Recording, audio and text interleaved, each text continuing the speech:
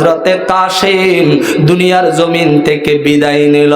আমরা অনেকে বলি হায় রে, অনেক কিছু বলি, আম পাতা জাম পাতা কত পানি ঝরে, আর তোমার আমার গোসল দিবে বরুই পাতার জলে রে, বরুই পাতার জলে। ঠিক না?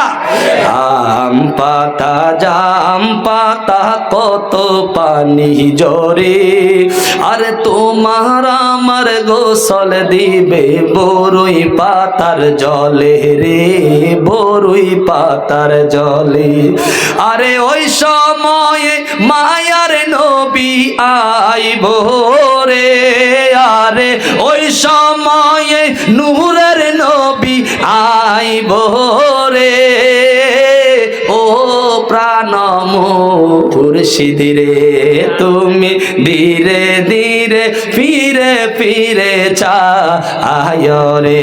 একটা জবানও বন্ধ রাখবেন না, চিৎকার মেরে বলা যাবে কি মারহাবা।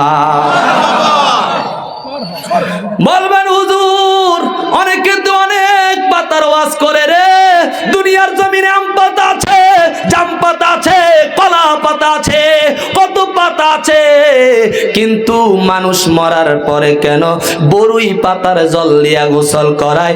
এটার কারণটা কি জানতে মনে চায়? আমরা তো সবাই জানি, কিন্তু এটার কারণ জানি না। আমার ভাইরা রে, এই জন্য আমরা বরুই পাতা দিয়া গোসল করানো হয়। আল্লাহর পেয়ারা হাবিবের কন্যা হযরতে রুকাইয়া যখন দুনিয়ার জমিন থেকে ইন্তেকাল করেছেন, ওই ইন্তেকালের পরে প্রিয় নবী রাহমাতাল লিল আলামিন সাহাবাই কেরামকে বললেন, ও সাহাবাই কেরাম, আমার মেয়ের জন্য গরম পানি করো, আর ওই গরম পানির মধ্যে বরুই পাতা সংমিশ্রিত কইরা বরুই পাতারে পানি দিয়া আমার কন্যাকে বিবাহ, আমার কন্যাকে শেষ গোসলটা করায়া দাও। এই জন্য আমাদের মৃত্যুর পরে কিয়ামত পর্যন্ত উম্মতে মুহাম্মাদির জন্য এটা সিস্টেম হয়ে গেছে, ইন্তেকালের পরে বরুই পাতার পানি দিয়া গোসল দিতে হয়। জোরে বলা ঠিক কিনা?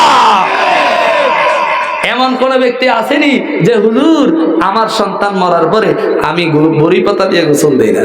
আছে? নাই। সবাই বরুই পাতা দিয়ে দিতে হয়। কেন?